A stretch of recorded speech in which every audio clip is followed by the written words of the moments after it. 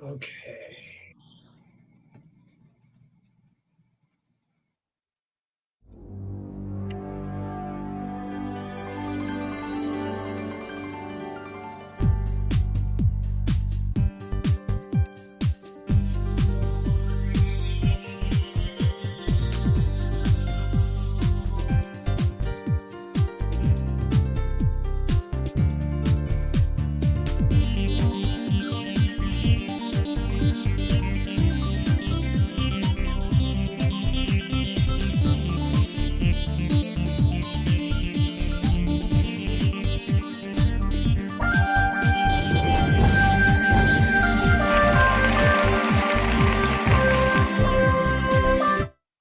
Good evening and welcome to the 617th episode of Travelwitch Radio.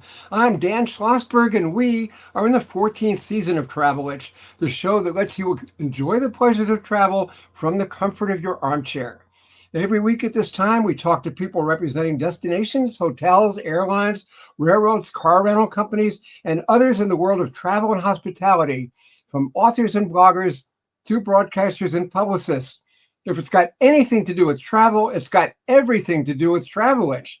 And our guest today is my longtime friend and colleague, Molly Blaisdell, and the subject is the Cliff Royal Sonesta Hotel in San Francisco. Thank you for joining Travelwitch, Molly. Thanks for having me, Dan. It's great to be here. Well, it's great having you. Let me introduce my guest in more detail. Molly Blaisdell is the president of a San Francisco PR firm called Hook, Line, and Thinker. The Clift Royal Sonesta is one of her clients. Okay, let's talk about the Clift Royal Sonesta.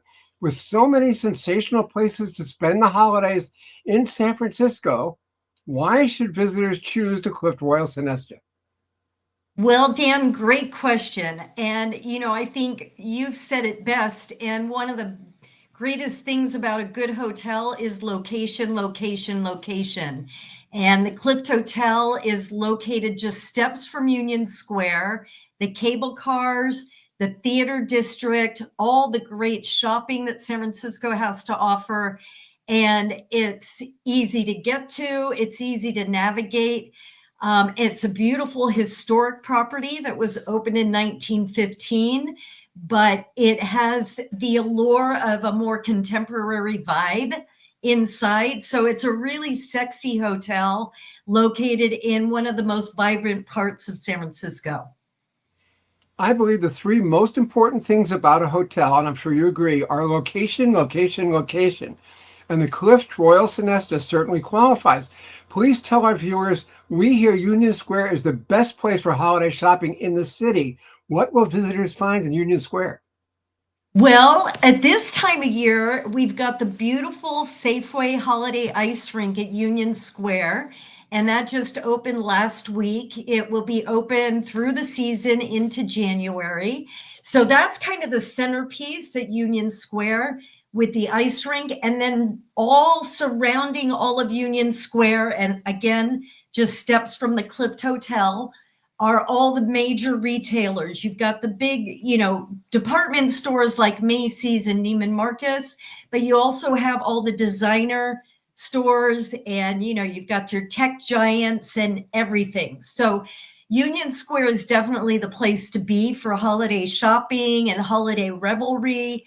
There's a lot of great bar scenes around Union Square, and so you can get a hot toddy, go ice skating, do a little shopping, and even hop on the cable car for a joyride down to Fisherman's Wharf. Well, I love Fisherman's Wharf and I love the cable cars. And I also love the trolley cars down on Market Street. And here's a Yes. shot of Fisherman's Wharf. Yes. So There's another one. these Yeah. historic streetcars actually run both on Market Street as well as along the Embarcadero. So they are one of my favorite ways to get around the city. And as a matter of fact, Dan, for your listeners here, having a car in San Francisco is so unnecessary because you've got these great modes of transportation. You've got the historic trolleys, which have been imported from all over the world, and they're running as a public transportation system. But then, of course, you also have the cable cars, which are just a couple blocks away from the hotel. And the coolest thing, I got to tell you, Dan, when you walk outside of the Clift Hotel these days, you're surrounded by this fleet of driveless Waymo cars. So certainly the rideshare vehicles are the way to go because, as you probably know, parking in San Francisco is very expensive and it's taxed on top of that. So best deal to get around town is any form of public transportation. You can buy like a 1-day pass or a 3-day pass, or of course the ride share. And I think the Waymos, man, that's the way to go. It is a very cool new system. And I know it's not available in every city yet, but if you come to San Francisco, you deserve a ride in a Waymo. And here's a look at San Francisco by an artist, and you see everything in this picture. Golden Gate Bridge is here. Everything is here. Everything you can imagine. The ballpark is there. The Oakland San Francisco Bay Bridge is there. Alcatraz, if you look at that, right in the middle there, it's really, really a beautiful city. A lot of people say San Francisco is their favorite city. And we're talking with Molly Blaisdell about the Clift Royal Sonesta in San Francisco. Molly, tell us about the Suite Life experience at the Clift Royal Sonesta. What does that include? Well, yeah, just in time for Christmas, we've developed this Suite Life experience, and it's a holiday package that is intended for those that want to spoil themselves a little bit and, do their shopping and all that great stuff, but come back to a luxurious suite. And you get a curated seasonal welcome amenity, some champagne, and a selection of artisan chocolates and confections. So it's a great deal. And again, to enjoy after a full day of shopping and whatnot. So that's the Suite Life experience. But of course, we sell regular rooms, during the holiday season as well. So it just is a really magical time to be at the hotel in San Francisco. You can walk down or take the elevator down from your room into the iconic and legendary Redwood Room, which is a famous bar in San Francisco. It was opened right after the repeal of Prohibition. So the Redwood Room, the hotel was opened in 1915 for the World's Fair. And then the Redwood Room was built from a single redwood tree, and the entire bar is like 2 stories high, but all encased in redwood from one redwood tree. So going down to the Redwood Room for a little cocktail, a little holiday spirit is a great way to get in the mood. So that's kind of what we've got in store for the suite package. I remember, I think it's Yosemite National Park, where there's a redwood tree with a giant hole in the middle and you can drive through the tree. Yes. That's Yeah, really but that's not the tree they used for the Redwood Room. Oh, I know. We They left can't that touch one that one. intact. That tree is protected. I know Yes, we that. are. Well, That's half the fun of any vacation is finding fine food. So tell us about the culinary experience at the Clift Royal Sonesta. Well, because we sit in such a prime dining location, the Clift Hotel really doesn't have a fine dining room. We have the Redwood Room, which is our luxury lounge, and we do serve small bites and whatnot to accompany your cocktails. And then they have a breakfast time restaurant called Frederick's in the hotel. But really, I mean, when you walk out of the hotel, there are dozens and dozens of great restaurants, every type of cuisine you can imagine. So we really encourage our guests to come in, have a cocktail in the Redwood Room, and then head out the door, have a nice dinner at any of the neighboring restaurants. And again, you've got everything from fine white tablecloth dining to sushi and Mediterranean food. And of course, then Chinatown is not a long walk away. It's about a 6-block walk. So you can walk to Chinatown. And of course, there's a plethora of Chinese restaurants right nearby as well. So that's what we typically encourage people to do, Dan, is, have a cocktail, get yourself ready for the evening, and then head out and have dinner at a nice restaurant. And of course, our concierge is available to make recommendations and reservations and whatnot. And you can jump on the cable car right outside the door, right? That's right. Yes, you can take the cable car all the way down to Fisherman's Wharf, Ghirardelli Square, those vicinities, to North Beach as well. North Beach is our Italian neighborhood, and I'll tell you, that neighborhood is really on fire right now. There's a lot of stuff going on at North Beach. So again, you could stay at the Cliff, hop on the cable car, and you've got access to all these wonderful amusements, including Alcatraz, which you mentioned earlier.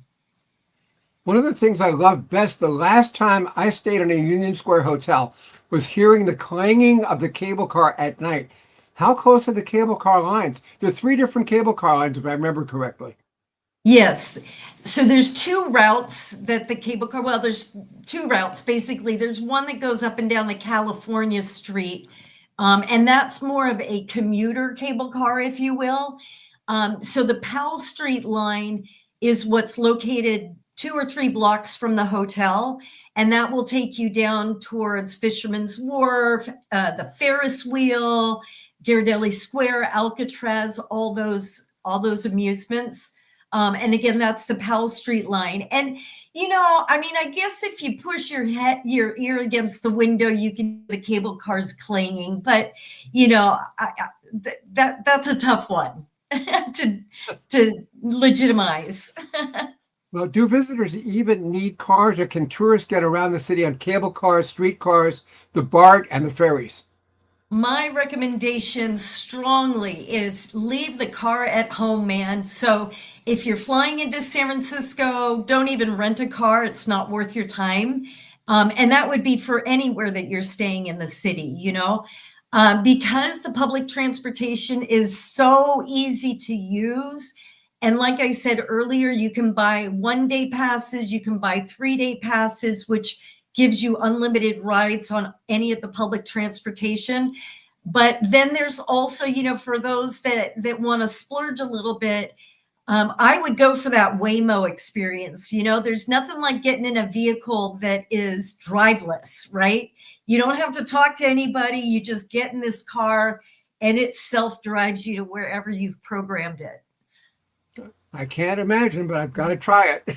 Yes. Are the famous cable cars all dolled up for the holidays? It used to be more fanfare. There are some cable cars that are decorated during the holiday season, but to be honest with you, Dan, the cable cars were a client of mine for many, many years. So these days, I don't know, you don't need the cable cars to be decorated to get into the mood of it, because riding on the cable cars, you're passing through all the beautiful decor all over San Francisco. So you kind of get that vibe of the holidays without the cable cars being all dolled up. But to be sure, there are some that are decorated. But like I said, just being on a cable car in and of itself is a magical experience. And it kind of gives you that holiday glee, if you will. And I do know that the cable cars have a contest among the motormen for the best song, the best music that they can play.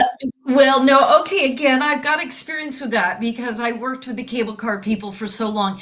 They used to have an annual cable car bell ringing contest, and it wasn't songs that these guys made up. They were all conductors. I think we only had 1 or 2 females in the lifetime of that contest because there just aren't a lot of female conductors and gripmen. But yeah, no, that was a contest that was happening for many decades, but kind of has gone by the wayside now. Well, I know one thing that is still San Francisco is the Sea Lions. This was taken at Pier 39, which actually was a marina that the Sea Lions took over. Is it still like that there? It is, and it's kind of seasonal, to be honest. Like, there's times when you're down at Pier 39 and you can count the dozens of seals out there, or sea lions. But there's days when it's a nice sunny day and the docks are chock full. And that's the funnest time because they're all barking at each other. They're all climbing on top of each other.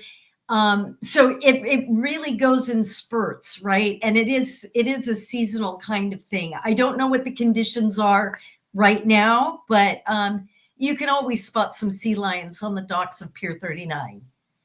And if you're staying at the Cliff House and you do ride the cable car down to Fisherman's Wharf, you can get a pretty good view of the most famous attraction in San Francisco, the Golden Gate Bridge, still beautiful after all these years. Indeed, it is. Yes.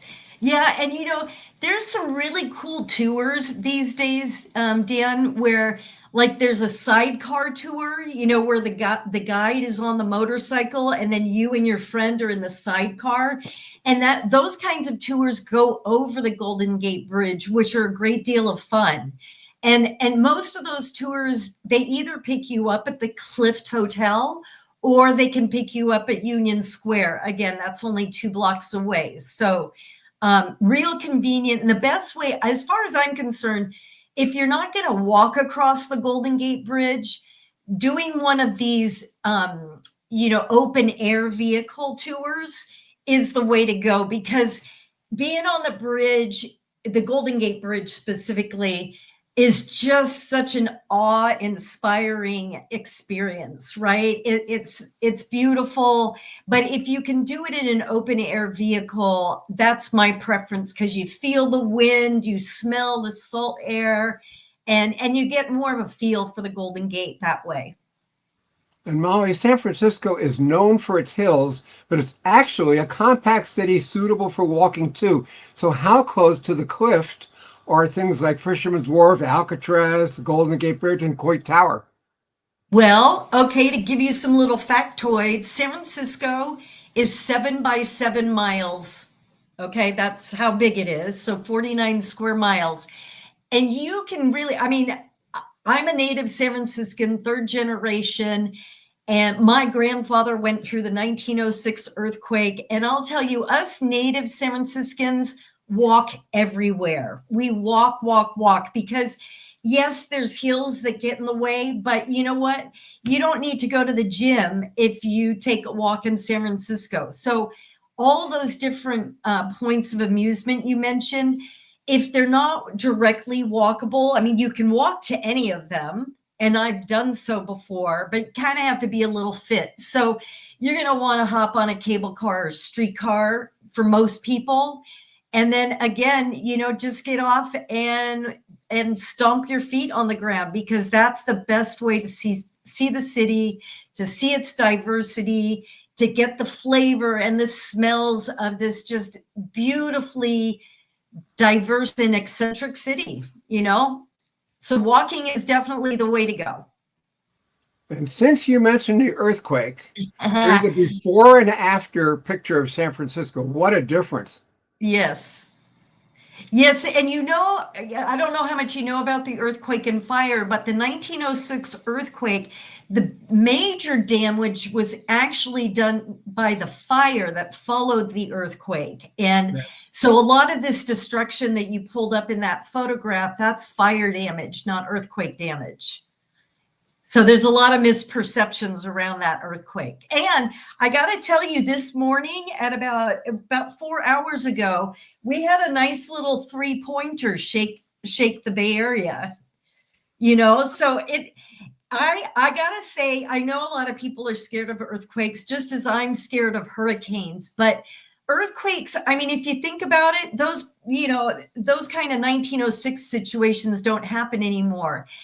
And really, it's an experience in and of itself. But you can go to the Ripley's Believe It or Not Museum at Fisherman's Wharf and get a little trial run at what an earthquake feels like. They have this real cool simulator at Ripley's. So anybody that's curious to experience an earthquake can do that. But the real thing really isn't all that scary, I got to say. Okay. Let's hope it stays that way. Yes. And I want to tell our viewers that this is Travel-ish with Dan Schlossberg. We're on our 14th season, live at 5 New York time every Thursday on LinkedIn, YouTube, WhatsApp, X, and Facebook, among others. And we're talking with Molly Blaisdell about Clift Royal Sonesta in San Francisco. Molly, we hear there are a lot of special events and exhibitions planned for the hotel this winter holiday season. The Clift Hotel even has a couple coming up this weekend. The launch Yes. of the Making History Fun Again speaker series and the Sip and Shop event. Please explain what these things are.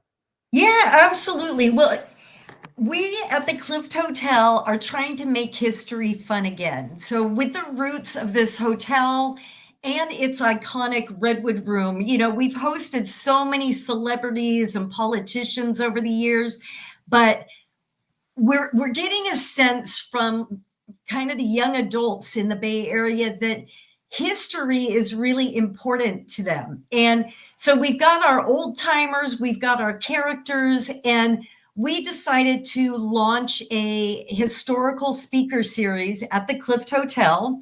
That starts tomorrow, Friday, November 15th and 14th and 15th, sorry, Friday and Saturday, November 14 and 15. But that speaker series will be every month starting in January on the third Thursday of the month at 6 p.m. And that'll be in the Redwood Room.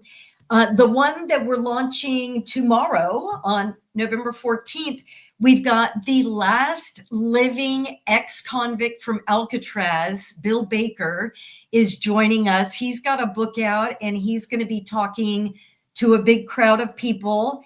And he's going to be joined by a few other authors, local authors who have penned books about different historical topics on San Francisco history. And then going into the future, into 2026, the speaker series will feature everything from the history of Carville, which is a fabulous story, to the characters of San Francisco, to the history of politics, the history of rock and roll. So we've got a lot of great subject matter coming up, and certainly that's on the hotel's website so people can look and see what the lineup is for 2026. So that's the speaker series, which launches tomorrow. And then also at the Clift Hotel, tomorrow night and Saturday, we're going to have the Sip and Shop soiree, which is kind of a pre-holiday shopping opportunity. We're bringing in several local Bay Area artists who will have a variety of art and gift items available for purchase. So that's happening in the hotel's living room, both Friday and Saturday night. And that'll probably be something that we revisit on a quarterly basis. But the holiday Sip and Shop is happening tomorrow night at the Clift Hotel.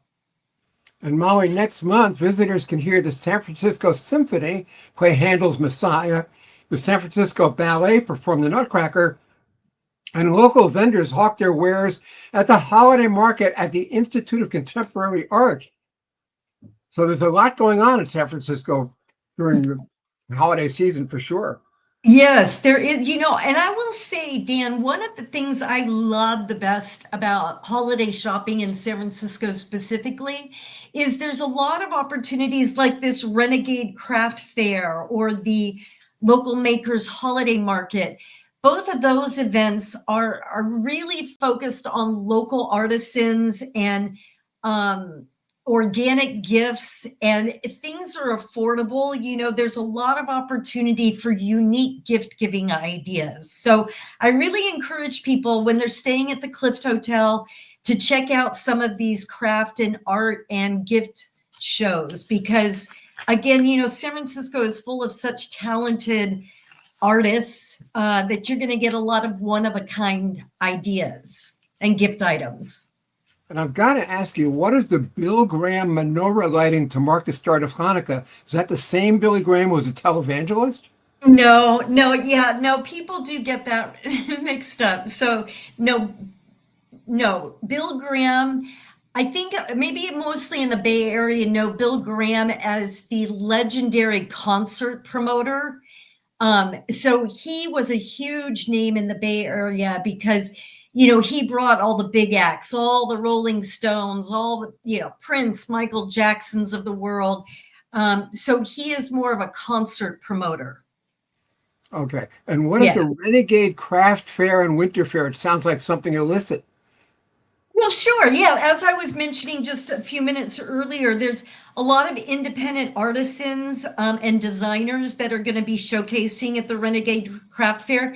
And again, like I said, you get a lot of really unique, truly organically inspired gifts at these kinds of fairs in San Francisco. So, and then, there's also the Dickens Fair, which is later on in December. But I tell you, the city is on fire with holiday fairs, gift events, you name it, any weekend from Thanksgiving, or Thanksgiving is a little bit late this year. So mid-November through the end of the year, there are so many opportunities for shopping and gift giving, for sure.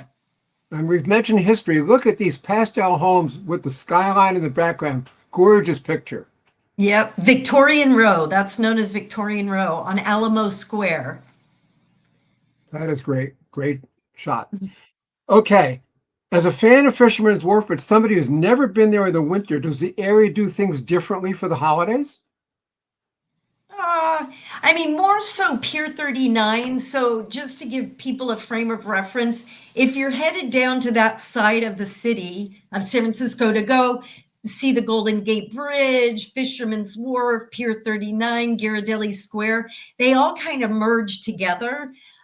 So Pier 39 is much more festive, if you will, holiday decorated with a big lighted Christmas tree and whatnot. Fisherman's Wharf, it's still a working wharf. And so there's still fishermen coming in and out with crabs and all the great stuff that they bring in from the bay and ocean. So Fisherman's Wharf, per se, that corridor, it feels like Christmas, but really if people are looking for decorations, Pier 39 and Ghirardelli Square would be the places to go, because those are more retail focused. Yeah. Okay, let's talk more about the Clift Royal Sonesta. How many rooms does it have, and are each of them different? And we'd also like to know about the peak and bargain seasons. The what? What was the last thing? Peak and bargain seasons. Oh, the peak and bargain seasons. Okay. Well, firstly, the Clift Hotel has 372 rooms, and they're not all different, but it's not a cookie cutter hotel. It was built in 1915. It was reimagined in 2001. And now it's very contemporary, but it feels like an elegant living room, or, I don't have a lot of friends in this tax bracket, but like a very homey mansion, if you will, right? The hallways in the guest room corridors are large and they feel more residential. So what I really love about this hotel is its residential appeal. And what that means is, yes, the rooms they're all configured differently. They've been reimagined in this millennia. So they're really very, very updated, very stylish, very comfortable. And like I said, it's got a living room kind of feel to it. And then, you asked about peak seasons and bargain seasons. I guess the best way to answer that question for any hotel in San Francisco is to take a look at the convention schedule, right? Because the big conventions that come to San Francisco really impact the occupancy and the rates at all the hotels. So for instance, when the Super Bowl comes in February, the first 2 weeks of February, not a great time to come to San Francisco unless you're coming for the Super Bowl, right?